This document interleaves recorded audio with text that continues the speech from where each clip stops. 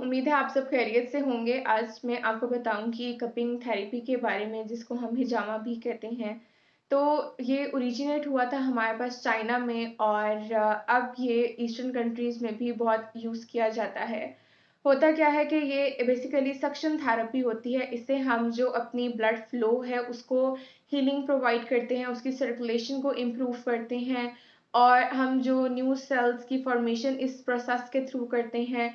ये जो थेरेपी होती है, जहाँ पर हम कप्स वगैरह प्लेस करते हैं, वहाँ पर हमारी जो ब्लड फ्लो है उसकी स्पीड को इंक्रीज़ किया जाता है, सर्कुलेशन इम्प्रूव होती है, मसल्स की जो टेंशन है वो रिलीफ होती है इसके थ्रू।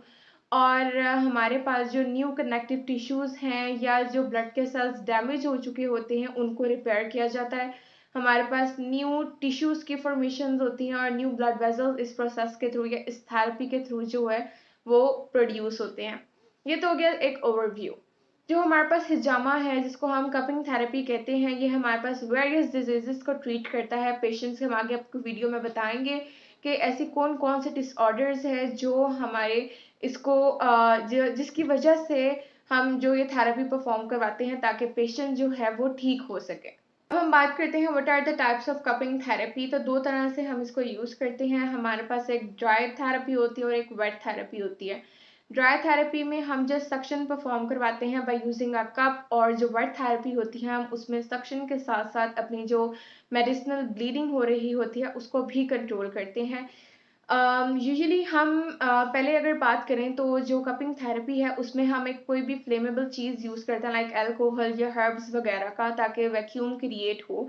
लेकिन जो रिसेंट स्टडीज़ आई हैं उसमें जो हमारे पास इसका ट्रीटमेंट है वो ये है कि अब कोई फायर वगैरह यूज़ नहीं किया जाता। हमारे पास सिलिकॉन की कप्स प्रेजेंट होते हैं जो इजीली एक जगह से दूसरी जगह मूव कर जाते हैं बॉडी में, जिससे मसाज लाइक इफेक्ट आता है और वैक्यूम क्रिएट हो जाता है। इसके अलावा हमारे पास जो थेरेपिस्ट होते हैं वो रबर पंप यूज़ करते हैं, so that instead of fire हमारे पास जो वैक्यूम है वो इजीली क्रिएट हो सके। अब जो वेट थेरेपी है इसमें क्या होता है कि मैंने बताया कि हम मेडिसिनल ब्लीडिंग को भी कंट्रोल करते हैं।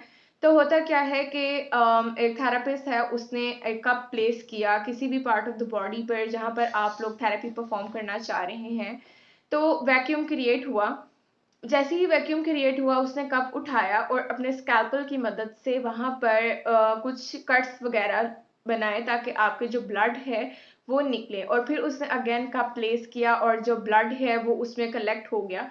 तो वेट थेरेपी में ये आ गया हमारे पास, जबकि जो ड्राई थेरेपी है उधर जस्ट हम सक्शन परफॉर्म करवाते हैं। इन द स्टार्टिंग जो हमारे पास वेट थेरेपी होती है उसके हम 3 से 5 कप के जो सेशन है वो परफॉर्म करवाते हैं। लेकिन जब आप लोगों को या जो पेशेंट है उनको पता चल जाए कि ये ऐसे करवाते हैं, पेशेंट के अलावा भी कोई भी लोग अगर करवा रहे हैं, तो वो हम उनको 5 से 7 जो कप का सेशन होता है वो परफॉर्म करवाते हैं। ऐसी कौन कौन सी चीज़ें हैं जिसको हमारे पास ये जो कपिंग थेरेपी है ये ट्रीट करती है। तो इन 2012 द रिसर्च हैव स्टडीड कि हमारे पास जो कपिंग थेरेपी है वो ट्रीट करती है हमारी, अगर फेशियल पैरालिसिस हो गया है, किसी को लंबर डिस्लोकेशन हो गई है, हर्निएशन हो गई है, किसी को शाटिक पेन है, तो उधर जो है हम, या कोई एक्नी है किसी को, तो हम कपिंग थेरेपी परफॉर्म करवाते हैं ताकि वो गेट रिड हो सकें इन डिजीज़ के थ्रू। इस कपिंग थेरेपी के क्या क्या साइड इफ़ेक्ट्स हैं? वैसे तो इसके कोई साइड इफ़ेक्ट नहीं है, बिकॉज़ जो हमारे पास हिजामा है is not a treatment, it's a remedy. कि हम किसी डिज़ीज़ को, या कोई डिज़ीज़ नहीं भी है तो हम अपनी बॉडी को हेल्दी रखने के लिए ये थेरेपी जो है वो परफॉर्म करवा रहे हैं। तो इसके जो ट्रीटमेंट्स हैं वो ड्यूरिंग द जो थेरेपी है उधर हम देख सकते हैं, या आफ्टर द ट्रीटमेंट हमें इसके जो साइड इफ़ेक्ट्स हैं वो नज़र आते हैं। अब इसके साइड इफ़ेक्ट्स में ये नहीं है कि आप लोगों का बहुत सारा जो खून है वो ज़ाया हो गया, ख़त्म हो गया। इसमें होता क्या है कि आप लोगों को during the treatment dizziness feel होती है, आपको आपकी जो बॉडी है बहुत लाइट सी फ़ील होती है। तो ये ड्यूरिंग द ट्रीटमेंट है। लेकिन जब आप लोगों का ट्रीटमेंट हो जाता है तो आप लोगों को डिज़ीनेस फ़ील होगी। इसके अलावा आप लोगों को बॉडी में पेन फ़ील होगी, इचीनेस होगी। तो ये कुछ साइड इफ़ेक्ट्स हैं जो आप लोगों को during the treatment and after the treatments जो है वो नज़र आएँगे। इसके अलावा अगर तो थेरेपी के बाद आप लोगों का जो प्रैक्टिशनर है या कोई भी थेरेपिस्ट जो आप लोगों को ये परफॉर्म करवा रहा है, उसने अगर उस साइट पे कोई बैंडेज वगैरह यूज़ नहीं की है या कोई उसको कवर नहीं किया और कोई आप लोगों ने एंटीबायोटिक नहीं ली या उस जगह को आप लोगों ने साफ नहीं रखा, तो इट में leads to an infection.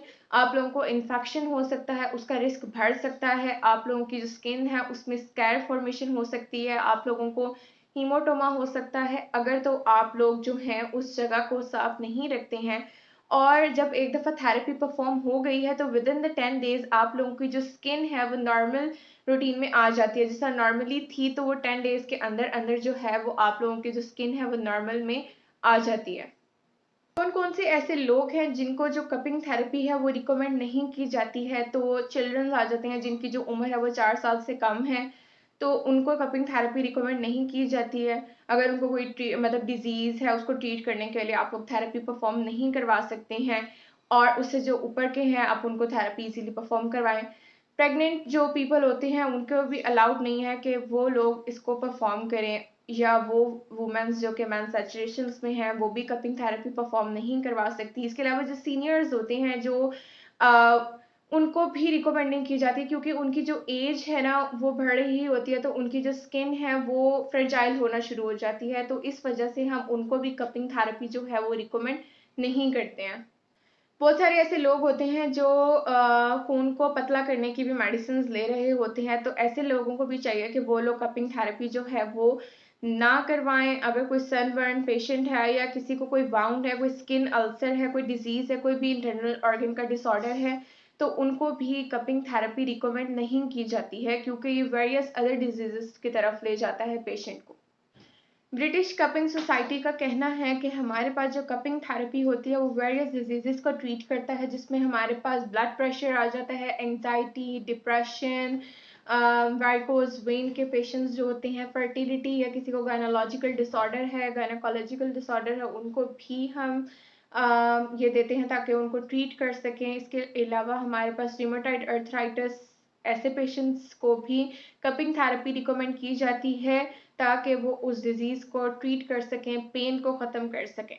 Cupping start करने से पहले आप लोग अपने डॉक्टर से या जो भी थेरेपिस्ट है उससे कंसल्ट कर लें, और फिर अपना जो फर्दर प्रोसीजर है वो उसको बताएं कि आप लोग थेरेपी के लिए क्या यूज़ कर रहे हैं, कौन सी आप लोग मेडिसिन वगैरह ले रहे हैं। इसके अलावा आप लोगों को बताएं कि आप लोगों को ट्रेनिंग है इसके बारे में या नहीं, और मतलब वेल ट्रेन जो आप लोगों को प्रैक्टिशनर है या कोई थेरेपिस्ट है उससे पहले पूछ लेना चाहिए कि ये कंडीशंस हैं, तो क्या फिर आप लोग देखें कि क्या वो आपको ये रिकमेंड कर रहा है या नहीं।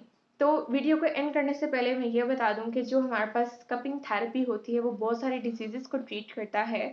इससे कोई इतना नुकसान नहीं होता है, बल्कि आप लोगों की जो बॉडी है वो हेल्दी रहती है और उनके अंदर कोई भी डिसऑर्डर जो है वो नहीं रहता। Thank you.